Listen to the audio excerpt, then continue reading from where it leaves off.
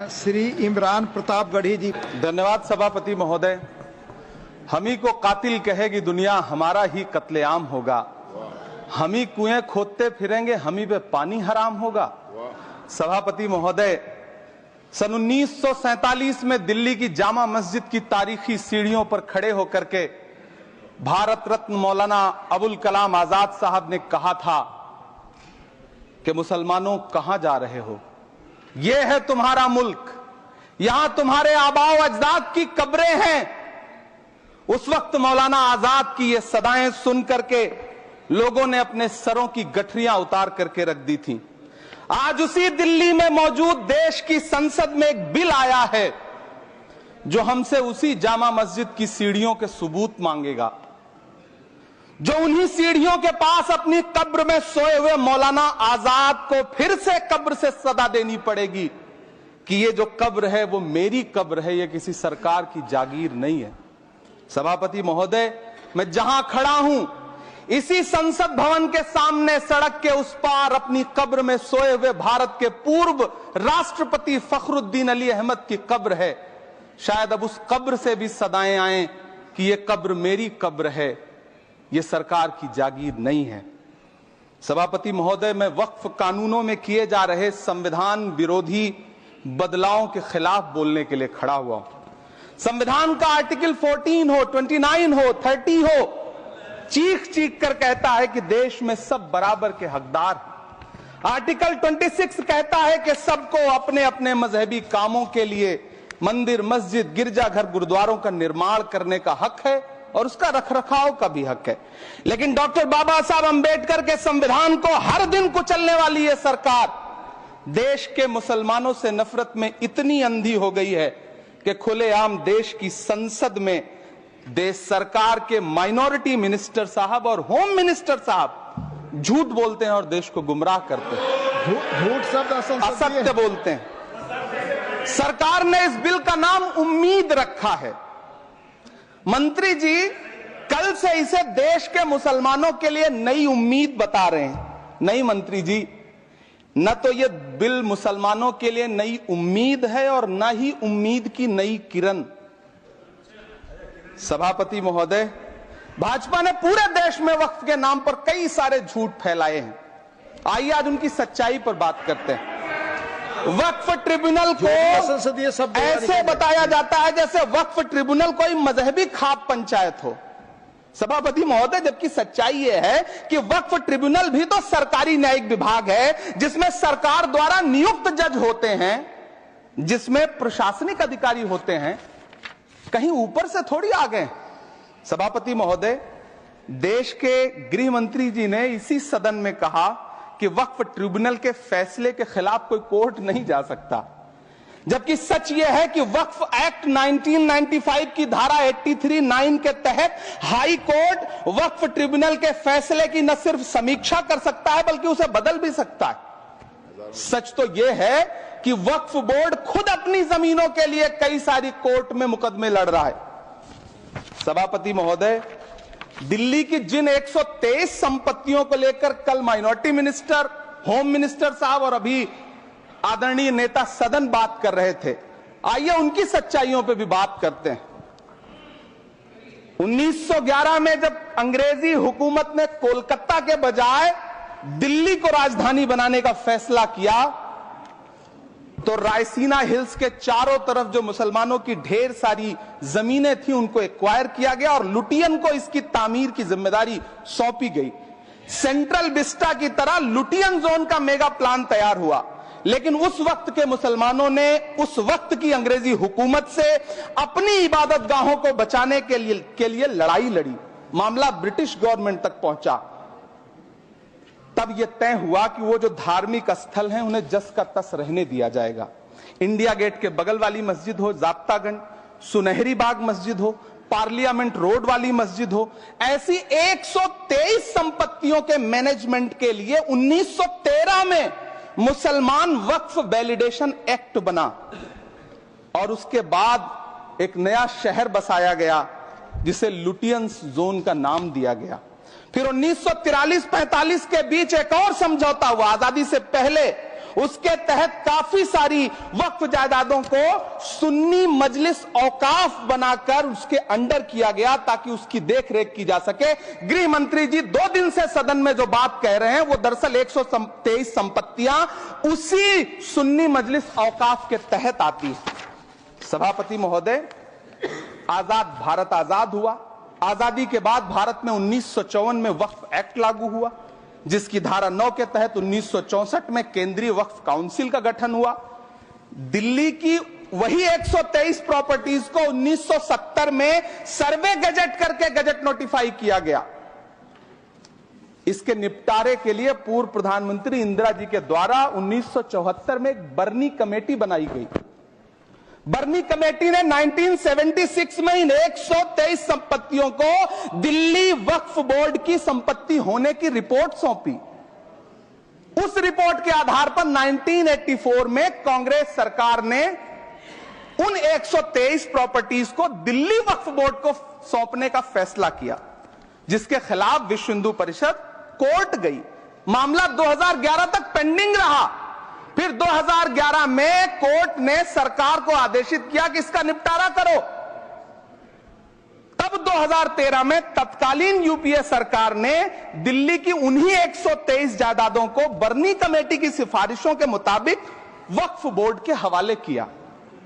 यही वो प्रॉपर्टीज हैं जिनके नाम से गृह मंत्री जी कल से कांग्रेस को कोस रहे हैं। फिर आई 2014 में भाजपा की सरकार, जो तब से इन जमीनों को हड़पने की साजिश कर रही है। जिस बिल को मुसलमानों के हुकूक की हिफाजत करने वाला बिल बताया जा रहा है, उसी को पेश करने के लिए और उस पर बात करने के लिए लोकसभा में भाजपा सरकार के पास एक भी मुस्लिम सांसद नहीं है। जिस वक्त, मैं लोकसभा कह रहा हूं, सुना करिए, जिस वक्फ बिल को मुस्लिम महिलाओं को हक दिलाने वाला बताया जा रहा है, उसे संसद में पेश करने वाली पार्टी के पास न तो राज्यसभा में, न लोकसभा में, न देश की किसी विधानसभा में एक भी मुस्लिम महिला सदस्य नहीं। कल किरण रिजिजू जी कह रहे थे कि रेलवे की जमीनें देश की जमीनें हैं, डिफेंस की जमीनें देश की जमीनें हैं। हां मंत्री जी, हैं, बिल्कुल हैं। ये जो वक्फ की जमीनें हैं, ये हमारे पुरखों ने धार्मिक कामों के लिए डोनेट किया है। तो हम भी तो इसी देश के नागरिक हैं, हम भी तो इसी देश के बेटे हैं। तो वक्फ की जमीनें भी तो इसी देश की जमीनें हैं, उनको पराया क्यों बोलते हैं आप? सभापति महोदय, अशफाकुल्लाह खान जब फैजाबाद की जेल में फांसी के फंदे पर झूल रहे थे तो इसी देश की जमीन के लिए झूल रहे थे ना। सभापति महोदय, अंडमान की जेल में काला पानी की सजा काटकर अपनी जान देने वाले मौलाना फजले हक खैराबादी हो या शेर खान अफरीदी हो, वो भी तो इसी जमीन के लिए अपनी जान दे रहे थे ना। सभापति महोदय, पाकिस्तान के खिलाफ लड़ते हुए अपनी जान देने वाले महावीर चक्र विजेता ब्रिगेडियर उस्मान हो या पाकिस्तान के पैटर्न टैंक उड़ाने वाला परमवीर चक्र विजेता वीर अब्दुल हमीद हो, वो भी तो इसी जमीन के लिए अपनी जान दे रहा था ना। और मंत्री जी, मैं इस सदन में अलल ऐलान ये कहता हूं कि जब भी इस देश की जमीन को लहू की जरूरत होगी, आपसे 2 कदम आगे इमरान खड़ा मिलेगा, ये मैं आपसे यकीन दिलाते हुए कह रहा हूं। सभापति महोदय, मैं सरकार से कहना चाहता हूं, हमसे हमारी इबादत गाहें तो मत छीनिए ना, हमारे घरों पे बुलडोजर तो मत चलाइए ना, हमारी कब्रों में तो हमें सुकून से सोने दीजिए ना। सभापति महोदय, माइनॉरिटी मिनिस्ट्री का बजट कट करके, मुस्लिम बच्चों की स्कॉलरशिप बंद करके अब सरकार कह रही है कि हम वक्फ की आमदनी से गरीब मुसलमानों का भला करेंगे। गुजरात की बेटी बिल्किस के बलात्कारियों की रिहाई के बाद उन्हें माला पहनाने वाली लोगों के नेता ये कह रहे हैं कि यह बिल मुस्लिम महिलाओं को उनका हक दिलाएगा। धन्यवाद मोदी जी, क्या बढ़िया सौगातें मोदी दे रहे हैं आप। पहले हमें गुजराते मोदी दिया, आप सौगाते मोदी दे रहे हैं। लेकिन यह सरकार इतना याद रखे कि इसी ठसक के साथ देश की संसद में सीए का कानून भी लाया गया था और कहा गया था बड़े बड़े भाषण देकर के कि पड़ोसी देशों से हिंदू भाइयों को ला करके यहां नागरिकता दी जाएगी। लेकिन मैं आपके संज्ञान में लाता हूं सर कि पिछले इतने दिनों में इनसे नागरिकता लेने के लिए 2000 व्यक्ति भी नहीं आए, जबकि इसके उलट इन्हीं की सरकार में पिछले 10 साल में 15 लाख से ज्यादा भारतीयों ने भारत की नागरिकता छोड़ करके दूसरे देश में जाकर के बस गए। यह हुआ उस कानून का अंजाम। सभापति महोदय, इसी तरह की जिद के साथ किसानों के खिलाफ भी कानून लाए गए थे। जिस तरह आज वक्फ के फायदे गिनाए जा रहे हैं, उसी तरह से किसानों को भी कृषि कानूनों के फायदे गिनाए गए थे। लेकिन अंजाम क्या हुआ? 700 किसानों की शहादत लेने के बाद सरकार को अन्नदाता किसानों के सामने घुटने टेकने पड़े और कृषि कानून वापस लेने पड़े। जिल्ले इलाही, जमहूरियत जो है वो नफरत और ठसक से नहीं चलती है, अकड़ से नहीं चलती है। उसमें सबकी हिस्सेदारी जरूरी है।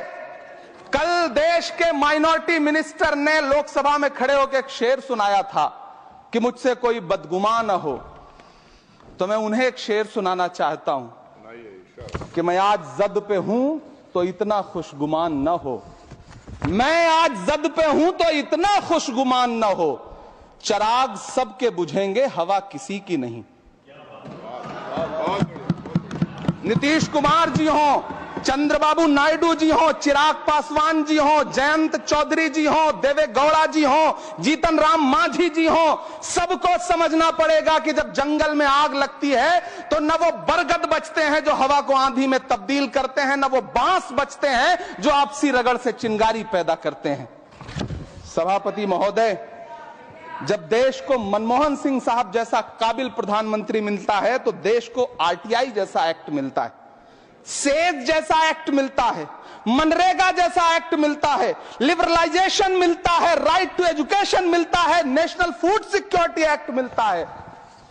लेकिन जब देश को सौगातें मोदी मिलती है तो क्या मिलता है? सीए मिलता है, फॉर्म्स लॉ मिलता है, आर्टिकल 370 मिलता है, इलेक्टोरल बॉन्ड जैसा एक्ट मिलता है और वक्फ अमेंडमेंट एक्ट जैसे बिल देश को मिलते हैं।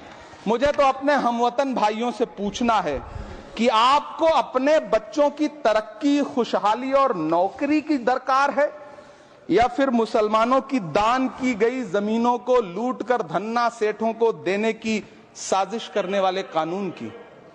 सभापति महोदय, यह सरकार रात के 3 बजे तक पूरे देश को जगा करके संसद में अपने ही नागरिकों को नीचा दिखाने के लिए वक्फ बिल ला रही थी, तो उधर रात के 1:30 बजे अमेरिका हम पर 26% टैरिफ लगा रहा था।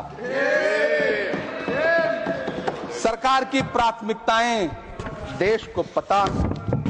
सभापति महोदय, मैं बहुत भावुक हूं आज, और मुझे अच्छा लगा कि आदरणीय नेता सदन जगत प्रकाश नड्डा जी ने बहुत अच्छी बातें भी की, मन से बातें की। क्योंकि उनके नाम में प्रकाश जुड़ा है तो मैं उनमें हमेशा एक रोशनी की किरण देखता हूं। मैं उनके सामने बहुत अदब से यह बात कहना चाहता हूं कि चरागों के सफर में दबदबा हो आंधियों का तो फिर अंजाम जुल्मत के सिवा कुछ भी नहीं होगा।